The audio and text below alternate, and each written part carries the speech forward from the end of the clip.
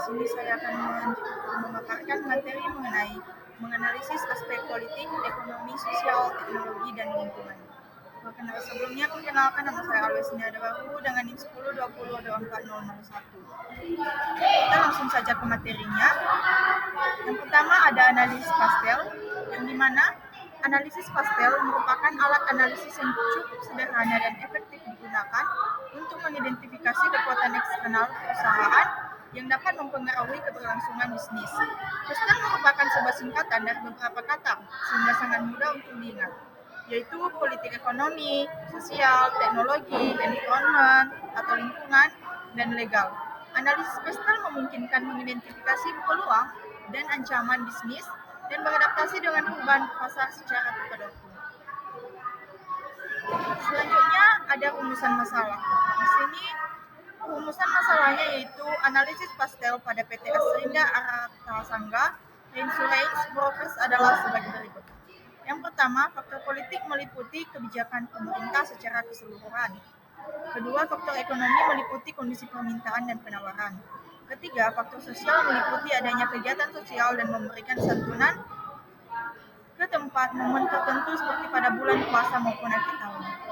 Dan keempat itu faktor teknologi meliputi penggunaan teknologi informasi yang lebih maju secara terintegrasi. Nah, selanjutnya ada faktor environment terutama berkaitan dengan industri asuransi dan reasuransi. Selanjutnya faktor legal yang merupakan dasar hukum bagi perusahaan untuk beroperasi baik. Selanjutnya lanjutan dari faktor legal ini yaitu di mana perusahaan untuk beroperasi baik tadi itu berkaitan dengan izin usaha berdirinya PT Asrinda Aratasangga. Nah, selanjutnya ada menganalisis aspek politik, yang dimana aspek politik adalah suatu kondisi yang terjadi akibat adanya isu, spekulasi dan rumor karena kondisi politik dari pemerintah yang bisa mempengaruhi permintaan dan penawaran konsumen. Faktor politik meliputi berbagai tindakan dan kebijakan yang dilakukan oleh pemerintah dapat mempengaruhi bisnis perusahaan, masalah-masalah hukum, serta mencakup aturan-aturan formal dan informal dari lingkungan tempat perusahaan melakukan kegiatannya. Selanjutnya analisis dalam bidang politik, yaitu ada isu strategis. Yaitu isu strategis merupakan suatu informasi pemberitaan sosial yang mencakup informasi publik yang berkaitan dengan perubahan lingkungan, masyarakat, dan pemerintahan.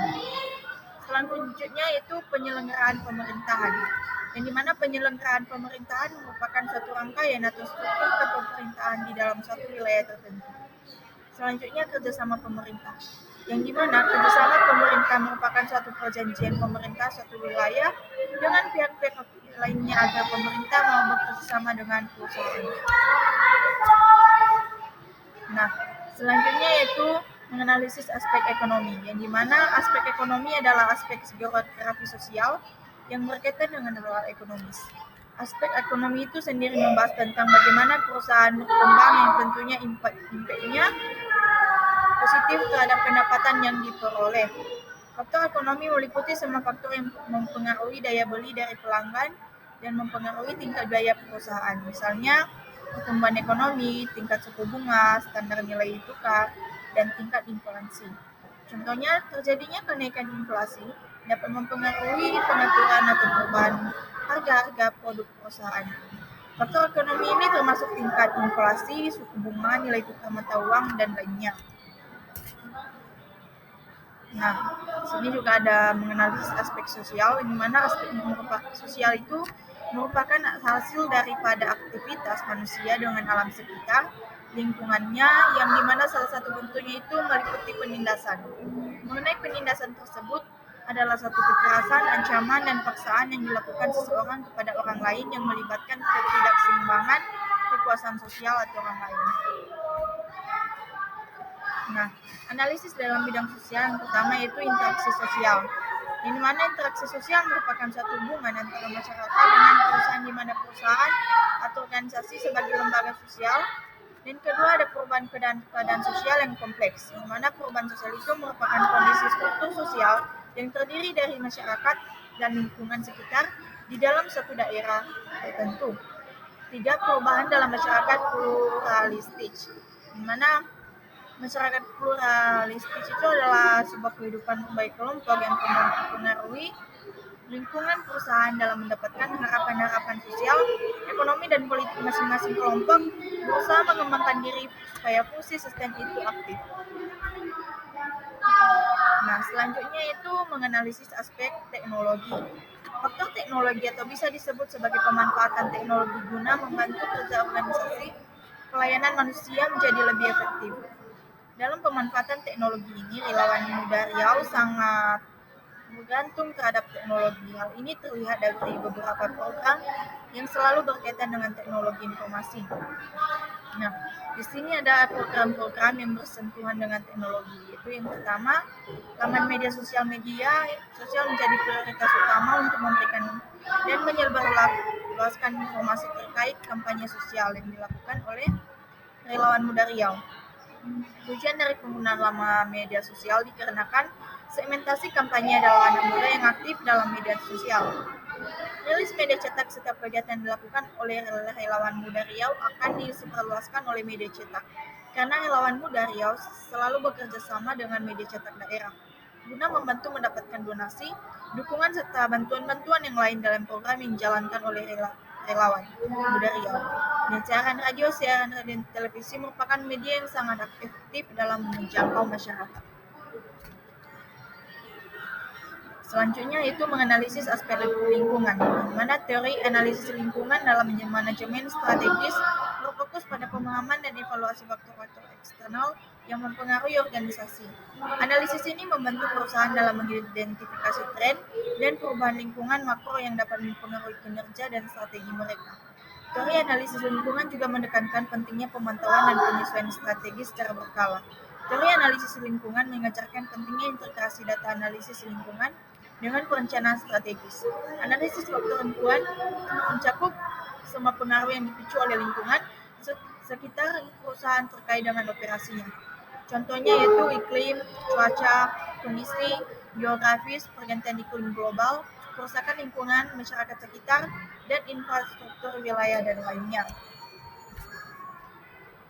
Nah, kasus kita yang sekarang nyampe ke kasus, yang mana kasus pertama itu seorang mahasiswa manajemen informasi kesehatan sedang meneliti dampak pemindahan ibu kota negara atau IKN terhadap sistem informasi kesehatan nasional. Dari aspek politik, kebijakan ini menunjukkan komitmen pemerintahan, atau namun menimbulkan pro dan kontra. Dari sisi ekonomi, pembangunan IKN membuka peluang investasi, tapi juga berisiko membebani anggaran negara. Nah, secara sosial, perpindahan ini mempengaruhi distribusi penduduk dan tenaga kesehatan di wilayah baru. Dalam aspek teknologi, IKN dirancang sebagai smart city yang mendorong digitalisasi layanan kesehatan. Sementara dari lingkungan, pembangunan berpotensi mengganggu ekosistem hutan Kalimantan. Mahasiswa tersebut menilai bahwa transformasi ini harus diimbangi dengan perencanaan sistem kesehatan yang adaptif dan berkelanjutan. Nah, pembahasannya pemindahan ibu kota negara atau IKN ke Kalimantan Timur membawa dampak signifikan dari berbagai aspek. Secara politik, kebijakan ini merupakan langkah strategis pemerintah untuk pemerataan pembangunan, namun tetap memicu perdebatan publik. Dari sisi ekonomi, proyek ini diharapkan mendorong pertumbuhan wilayah baru, tetapi juga menimbulkan kekhawatiran terhadap beban anggaran negara. Aspek sosial menunjukkan potensi perubahan struktur masyarakat, termasuk tantangan dalam pemerataan fasilitas dan tenaga kesehatan. Dari sisi teknologi, KN dirancang sebagai smart city yang mendorong digitalisasi, termasuk dalam sistem informasi kesehatan yang menuntut kesiapan infrastruktur dan SDM. Sementara itu, aspek lingkungan menjadi perhatian besar karena pembangunan bisa berdampak pada ekosistem hutan yang sensitif. Oleh karena itu, pembangunan IKN perlu dirancang dengan pendekatan yang menyeluruh agar tetap seimbang antara pembangunan dan keberlanjutan. Kasus kedua, yaitu seorang mahasiswa manajemen informasi kesehatan yang sedang mengkaji dampak kenaikan harga BBM subsidi terhadap akses layanan kesehatan masyarakat menunjukkan bahwa kebijakan ini berdampak luas secara multidimensi. Dari aspek politik, keputusan pemerintah menuai pro dan kontra serta mempengaruhi kepercayaan publik. Secara ekonomi, kenaikan BBM memicu inflasi yang berpengaruh langsung pada biaya operasional layanan kesehatan dan daya beli masyarakat. Dalam aspek sosial, masyarakat berpenghasilan rendah menjadi kelompok paling terdampak, termasuk dalam mengakses transportasi ke fasilitas kesehatan. Dari sisi teknologi, kondisi ini mendorong inovasi sistem transportasi hemat, energi, dan layanan kesehatan berbasis digital jarak jauh. Sementara dari aspek lingkungan, pengurangan subsidi BBM dapat menekan konsumsi bahan bakar fosil dan mendukung transisi energi yang lebih ramah lingkungan.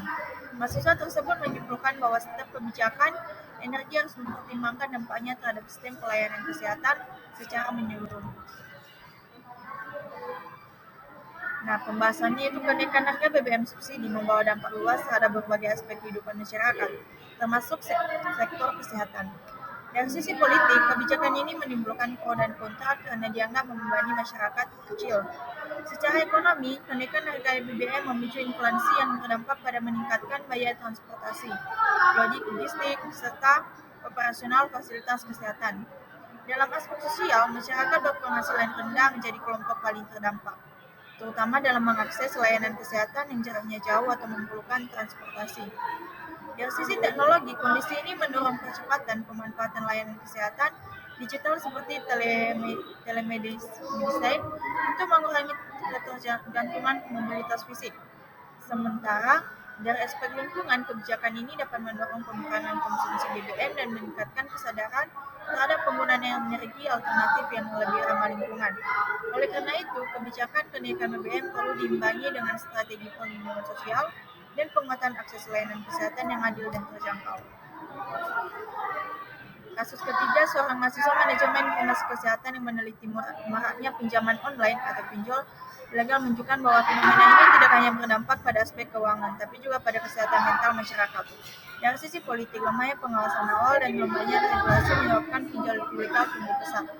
Secara ekonomi, pinjaman berbunga tinggi ini menyeret masyarakat dengan utang, termasuk tenaga kesehatan dan mahasiswa, yang akhirnya mempengaruhi produktivitas dan stabilitas finansial. Dalam aspek sosial, tekanan dari penagihan tidak manusiawi seringkali menimbulkan stres, depresi, bahkan kasus bunuh diri. Dari sisi teknologi, kebocoran data pribadi menjadi ancaman serius karena aplikasi pinjol ilegal kerap menyalahgunakan akses informasi pengguna. Sementara dari sisi lingkungan digital, situasi ini menciptakan ekosistem aplikasi yang tidak sehat dan merugikan masyarakat luas.